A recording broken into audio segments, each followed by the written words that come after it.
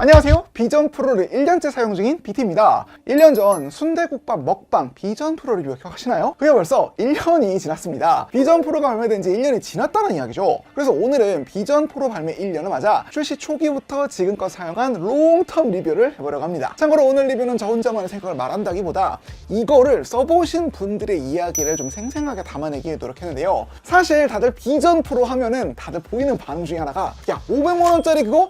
야 그런 걸 대체 누가 쓰냐? 잖아요. 그래서 오늘은 대체 그런 거 누가 쓰냐의 누구를 맡고 있는 사람들의 비전 프로 롱텀 사용기를 이야기해 보도록 하겠습니다. 이런 걸 누가 쓰냐의 누구의 첫 번째 주인공은 바로 그래픽 디자인 관련 직무를 하고 계신 에이핫이란 분인데요. 이분은 주로 디자인이나 영상 편집 부분에서 비전 프로를 활용한다고 하는데 야 일단 이거 보이세요? 사실 이분은 제가 만나본 모든 사람 중에 가장 신기하게 비전 프로를 사용하시는 분입니다. 이 스트랩이랑 이 고리랑 이렇게 연결을 하면 여기에 매달리게 됩니다. 사실 비전 프로의 가장 큰 단점이 무게, 특히 이 광대에 쏠리는 무게잖아요. 그래서 이 무게를 줄여주기 위해서 이 해계한 장치를 천장에 설치했다 하더라고요. 그러니까 이게 어디서 아이디어 얻었냐면 옛날에 그 다리미집 가면 위에 뭐가 걸려 있는 거예요. 그래서 알아봤는데 그게 툴밸런서라고 무거운 이제 공구들이나 이제 그런 도구들 무게 줄여주는 거더라고요. 저거 비전 프로에 달면은 비전 프로 무게 줄일 수 있지 않을까? 라고 이제 아이디어를 냈고 테스트를 해봤죠. 이게 텐션 조절이 되기 때문에 딱 내가 원하는 정도까지로 이제 조절을 해서 할 수가 있어요. 그래서 이걸 한번 써보면 자 이렇게 됩니다. 그러면은 거의 무게가 느껴지지 않아요. 그리고 이 비전 프로에 보면 이마 쪽에 뭔가 장치가 하나 더 있죠. 이게 안나프로라고 비전 프로의 무게를 이마 쪽에 분산해주는 액세서리인데 이거를 장착하고 여기에서 스트랩을 달아서 툴 밸런서에서 내려오는 케이블과 연결을 했다라고 해요. 이제 이 정도 움직이는 것까지는 가능하고 근데 이제 고개 숙이는 거는 조금 어려워요. 이게 살짝 들려요. 그래서 그냥 이렇게 잡고 이렇게 정도 움직이면은 충분히 쓸 수가 있습니다. 거북목 막아주겠네요. 그러네요. 기부스 역할을 할지도. 저도 에이안님의 사무실에서 한번 써봤는데 이게 확실히 공중에서 이 툴 밸런서가 비전 프로를 대신 들어주니까 머리와 광대에 오는 압박이 꽤 줄어들더라고요. 옛날에 VR 게이머들 사이에 VR 플랫 시스템이라고 해서 여러 장비들을 공중 부양시켜주는 솔루션이 떠오르는 굉장히 독창적인 사용 형태였습니다. 자, 그럼 비전 프로를 공중에 매달아 놓을 정도로 이 비전 프로가 유용할까요? 네. 왜냐면 이미 작업들을 하고 있잖아요. 그 컨텐츠 만들 때 도움이 되고 그게 생산성에 도움이 된다면 그 가치 이상을 하는 거죠. 에이안님은 비전 프로를 맥의 가상 디스플레이로 활용하는 용도로 주로 활용하고 있었는데요. 이게 별거 아닌 것 같기는 하지만 자신의 작업 과정에 있어 대체품이 없다는 게 이분의 설명이더라고요. 이게 모니터에서 디자인을 하지만 대형 현수막에서 쓸 수 있잖아요. 근데 모니터로 보면 모니터 최대 크기까지밖에 못 봐요. 이걸 크게 하면 이만한 현수막 크기 정도로는 체감상으로 볼 수가 있는 거예요. 현실과 가상 작업물이 상호작용한다는 점에서 애플은 비전 프로를 공간 컴퓨팅을 위한 기기로 소개했었는데 바로 그 발표가 생각나는 지점이더라고요. 일러스트레이터 같은 경우는 제가 이 강의에서 쓰는 이제 소스들인데 이렇게 하나가 아트보드거든요. 이게 아트보드가 한 디자인 할 때 2개를 만들 수도 있고 3개를 만들 수도 있고 4개를 만들 수도 있고 뭐 무한대로 만들 수가 있어요. 근데 이 하나만 디자인 할 때는 괜찮거든요. 근데 예를 들면 홈페이지를 만들 때 여기에는 뭐 메뉴 화면에 들어가는 것들, 그 다음에 두 번째 거에는 다른 페이지에 들어가는 것들, 이거를 동시에 디자인 톤을 맞추거나 보려면 다 같이 봐야 되잖아요. 원래는 왔다 갔다 하면서 봐야 되는데 이 큰 걸로 보면은 사실 이거 하나에 들어가 있으면서도 동시에 여러 개 이걸 다 볼 수가 있는 거예요. 그래서 그런 점에서 되게 괜찮거든요. 픽셀 단위 수정부터 디자인 톤 전체를 보는 부분에 이르기까지 필요에 따라 디스플레이 크기를 극단적으로 자유롭게 맞출 수 있다는 게 현업에서는 꽤나 유용한 장점이라고 했죠. 그리고 이건 저도 사실 좀 설득이 됐던 건데 사실 이분이 직업 특성상 이동이 되게 많거든요. 워케이션 같은 것도 많이 가고 한데 스튜디오 디스플레이를 들고 갈 수는 없잖아요.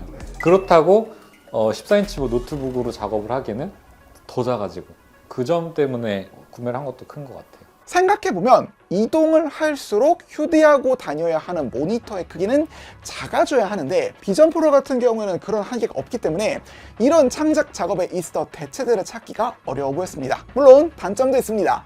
핸드폰을 못 봐요. 맥 자체에 이제 아이폰 미러링 기능이 있잖아요. 그래서 저는 이걸 띄워놓고 아이폰 미러링으로 해서 보면 되겠다라고 생각했는데 그게 안 된대요. 작업을 할 때 휴대폰이 보이지 않는 건 저로서도 꽤나 답답한 경험이었는데 이런 건 좀 수정이 됐으면 좋겠습니다. 자, 두 번째, 이걸 대체 누가 쓰냐의 답은 바로 접니다. 영상도 꽤 많이 냈고 작년 내내 계속 만져본 기기니까요. 여튼 제가 제일 크게 느끼는 건 2024년 들어서야 비전 프로의 소프트웨어가 제법 쓸만해졌다는 겁니다. 처음에는 진짜 한글도 안 되고 앱 아이콘 위치 이동 같은 기본적인 것도 안 됐기 때문에 사용자 편의성 측면에서 굉장히 미완성에 가깝다는 느낌을 받았거든요. 근데 지금은 업데이트를 거치면서 적어도 홈 화면에서 앱을 이리저리 옮기는 건 가능해졌고 한글화도 돼 있습니다. 그리고 이렇게 손바닥을 바라보고 동그라미를 누르면 홈 화면이 나오고 뒤집으면 컨트롤 센터가 열리며 이렇게 손가락을 꾹 누르는 상태에서 음량 조절이 가능해지는 등 새로운 제스처가 추가되면서 꽤 편리해진 건 역시 사실이에요. 이제야 됐다는 게 오히려 단점 같긴 한데 넘어가서 이 제품의 가장 큰 장점 중 하나는 콘텐츠 소비 측면, 특히 영상 시청에서 압도적인 경험이라 할 수 있습니다. 이게 해상도도 해상도지만 올레드 디스플레이 색 정확도가 높은 것도 큰 요인이라고 생각합니다. 스펙시트에 따르면 색 재현율이 DCI 픽셀이 기준 95%에 디스플레이 밝기가 무려 5000니트에 달하기 때문에 현재까지 대부분의 소비자용 AR, VR 기기가 제공하지 못하는 환상적인 시각적인 경험을 제공하죠. 그래서 저는 이 비전 프로의 경쟁자가 TV라고 생각하거든요. 근데 끝까지 들어보시면 이게 마냥 100% 극찬은 아니라는 걸 알게 될 겁니다. 여튼 애플이 업데이트로 가장 잘한 지점 중에 하나는 사파리 브라우저의 영상 재생을 몰입형 모드로 지원해준다는 건데 아직도 앱이 없는 유튜브나 넷플릭스 콘텐츠의 경우 사파리를 통해 극장 모드로 들어가서 크게 볼 수 있다는 점 역시 이 기기의 장점을 더 크게 부각시켜준다 하겠습니다. 그리고 대망의 몰입형 콘텐츠, 애플 TV 플러스에 보면 비전 프로 전용 몰입형 콘텐츠가 있고 앱 중에는 어메이즈 VR이라는 앱에서 각종 가수의 공연을 보여주는데요. 이게 진짜 압도적인 경험을 보여줍니다. 미친! 잠깐만. 우와, 대박. 근데 이거 약간 제가 움직이는 것 같은데? 아닌가? 우와. 우와. 아, 이거 응원봉이에요? 응원봉이 변화했다. 와. 와, 대박. 자, 어떠셨나요? 그리고 얼굴 보는데 점이랑 쉐딩 이런 게 다 보이는 거예요. 그래서 좀 신기했고 그 응원봉 쓴다는 것도 너무 신기했어요. 그래서 저는 이게 영상 감상의 미래이자 비전 프로의 가장 큰 장점이라고 생각을 했는데 업데이트 주기가 너무너무 느리다는 게 진짜 너무 답답하더라고요. 생각해보면 유튜브에서는 2D 영상이 하루에 1억 개도 넘게 올라오거든요. 근데 앞서 말씀드린 몰입형 콘텐츠는 고작 해야 애플 TV 플러스에 몇 개월에 하나가 올라올까 말거든요. 그래서 결국 이거를 뒤집어 쓰고 보는 게 남들과 똑같은 평면 유튜브 영상이나 혹은 넷플릭스 정도인데 이쯤에서 제가 앞서 비전 프로의 유력한 경쟁자는 TV다 라고 평가했던 거 기억하시죠? 이게 결코 칭찬이 아닌 걸 이해할 수 있을 겁니다. 이 장비 역시 대부분의 TV와 마찬가지로 2D 콘텐츠를 주로 보는 디스플레이 장치에 불과하다는 어찌 보면 VR, AR, XR 장비인 비전 프로에게 있어 꽤나 모욕적인 평가가 될 수 있다는 거죠. 자, 그럼 왜 이렇게 콘텐츠 수급이 느린 거냐? 이거는 영상업계에서도 어쩔 수 없는 측면이 있는 게 일단 비전 프로에 들어갈 영상을 촬영할 기계가 없습니다. 정확히는 비전 프로 해상도에 맞는 콘텐츠를 찍을 카메라가 없었어요. 비전 프로 디스플레이는 4K 정도지만 시청자가 고개를 위아래 양옆으로 움직였을 때도 그 시야 전체 화면이 이만큼이 담겨야 하기 때문에 실제 촬영물의 해상도는 16K 해상도가 필요해요. 16K 해상도를 180도로 쭉 펼쳐놓고 최소한 60프레임으로 찍어야 눈으로 봤을 때 이질감이 덜하다는 이야기입니다. 참고로 라스베가스에 있는 돔형 공연장 스피어에서 제작된 영상이 16K거든요. 비전 프로를 위한 몰입형 영상이 사실상 스피어를 위한 영상 콘텐츠와 거의 동일한 노력이 필요한데 심지어 비전 프로는 입체감이 필요하니까 전용 렌즈 2개가 따로 달린 형태여야 하죠. 그래서 2024년 비전 프로가 출시되고도 비전 프로 전용 콘텐츠를 찍을 카메라가 1년 가까이 없었어요. 물론 기존 카메라를 이용해서 뛰어난 자연 환경이나 도심 풍경을 보여주는 몇 개 앱들이 있긴 한데 이걸 만드는 과정, 특히 후 편집이 굉장히 까다로웠다는 후일담이 많았고요.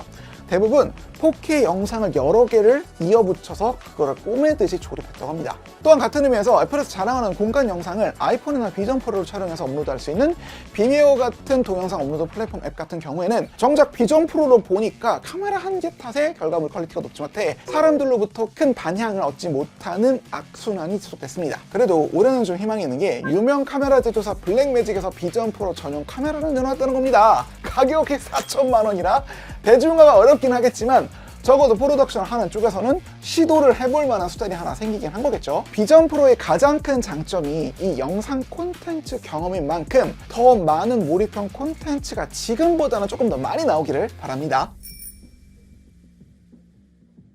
지금부터는 비전 프로와 VR, AR기 콘텐츠 소비 중요한 측을 담당하고 있는 게임 쪽 측면의 이야기를 해볼 텐데 결론부터 말씀드리자면 지금껏 비전 프로의 주력 경쟁자는 TV로 보여요. 좋은 뜻이 아닌 거 어느 눈치채셨죠? 게이머들이 흔히들 콘솔이나 컴퓨터를 TV에 연결해서 큰 화면을 이용하듯 비전 프로의 게이밍적 사용성도 전통적인 VR 게임 머신이라기보다 커다란 모니터에 2D 게임을 띄워서 즐기는 느낌이 강하다는 이야기입니다. 실제로 초기 앱스토어에선 아이패드에서 히트친 작품을 비전 프로용으로 포팅할 때 입체감을 주는 방식이기보다 2D 창을 띄우는 형태가 많았고요. 제가 일전에 게이밍 기기로서 비전 프로를 소개하면서 문라이트 선샤인 기반의 화면 공유 프로그램을 통해 윈도우 PC 게임을 즐기는 모습을 보여드렸는데 지금도 가장 인기 있는 게임 관련 앱 역시 포탈이라고 해서 이건 역시 콘솔 게임 기기 플레이스테이션 화면을 비전 프로에 스트리밍해주는 앱 정도가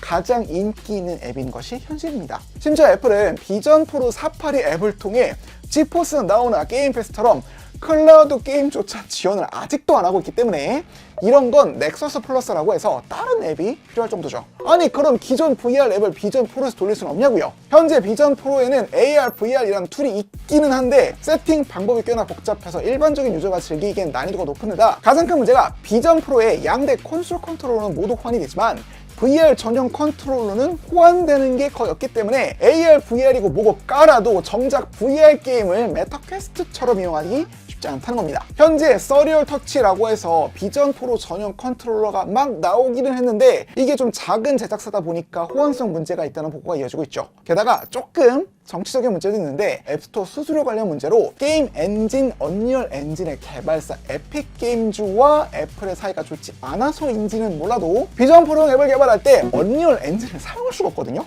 생산자, 즉 게임 생산의 단계에서 제대로 된 생산성 툴이 확보되지 않다 보니 흔히 VR 게임 하면 생각나는 다양한 몰입형 게임들이 공급되지 않고 있는 겁니다로 마치려고 했는데 이 상황에서 VR 게임 혹은 몰입형 콘텐츠를 정말 수준 높게 만들어낸 곳이 있더라고요. 바로 낚시 관련 경험을 제공하는 피싱 헤이븐이라는 게임을 만든 DUG라는 곳입니다. 이게 직접 해보시면 알겠지만 앞서 말씀드린 악조건을 뚫은 것 치고 아니 그런 게 없다 치고서라도 퀄리티가 진짜 상당히 좋거든요. 심지어 이거 개발사가 한국 기업이라 이렇게 서울 한강에서 낚시를 즐기는 모습도 구현하고 또 즐길 수가 있습니다. 그래서 저는 대체 누가 비전 프로용 게임 앱을 만든 다음에 누가를 맡고 있는 DUG 직원과도 인터뷰를 시도해봤습니다.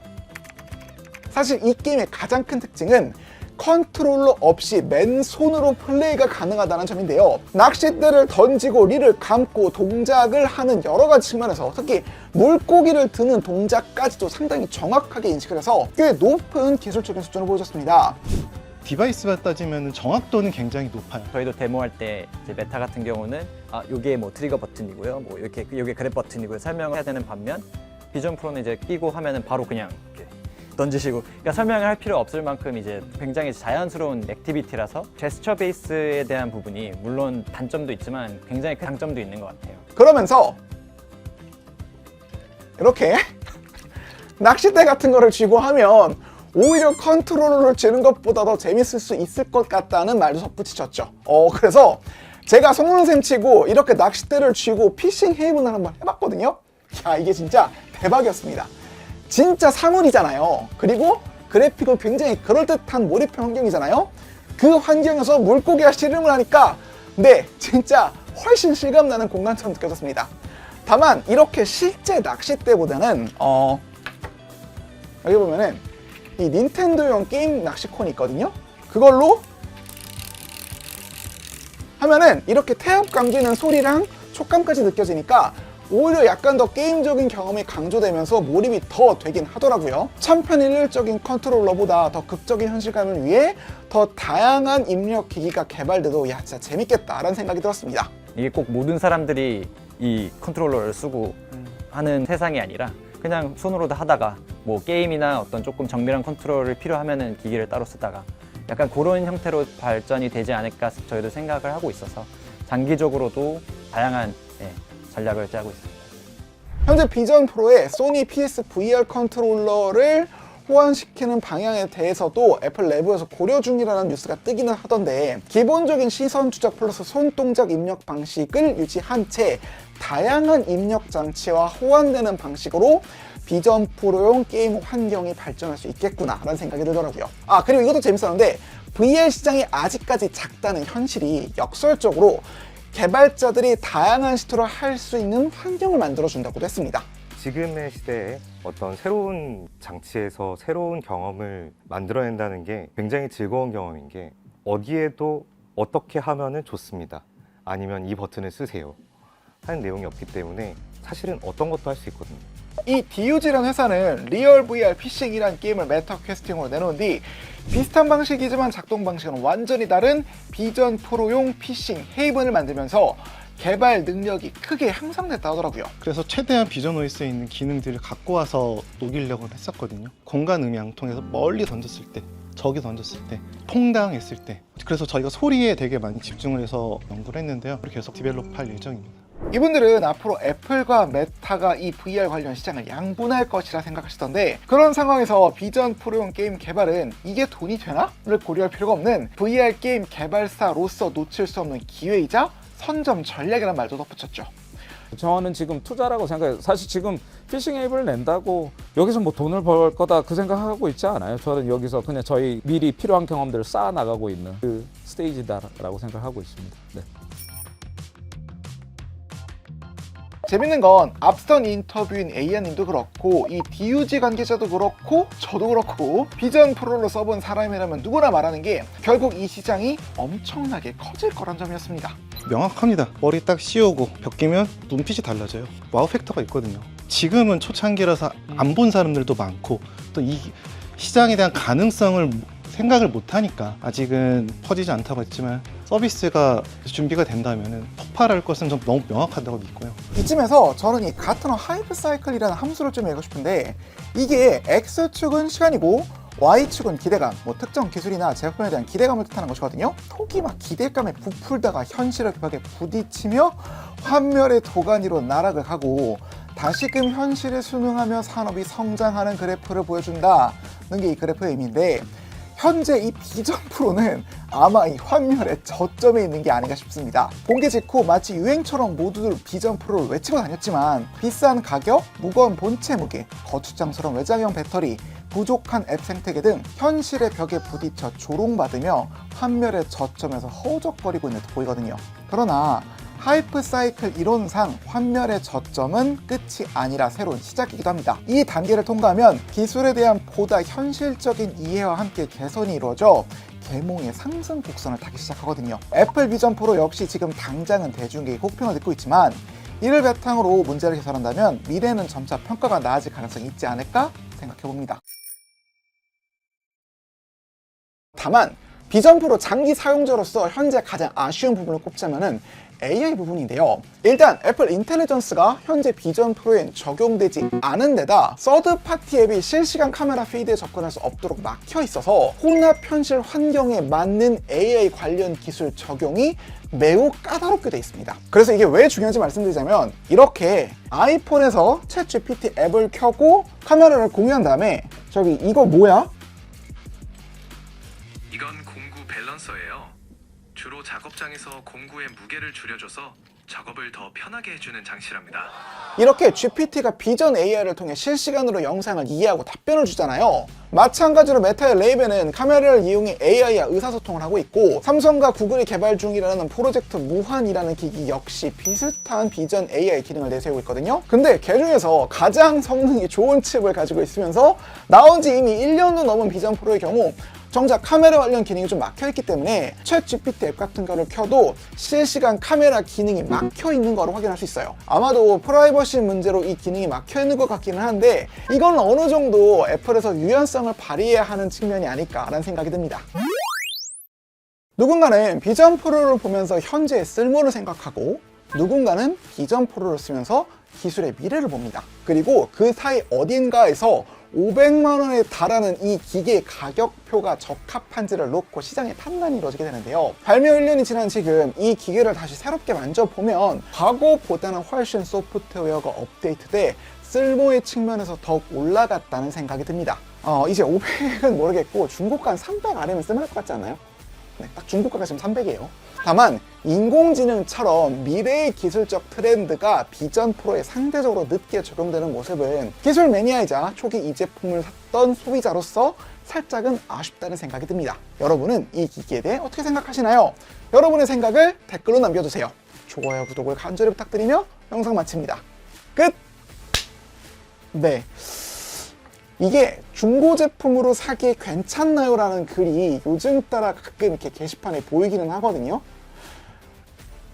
그 정도 가격이면 나쁘지 않을 것 같아요. 일단 아직까지 발전할 거리가 많이 남아있어서 사고 나서 업데이트가 계속되는 신기한 광경을 보게 될 수도 있을 것 같습니다. 여튼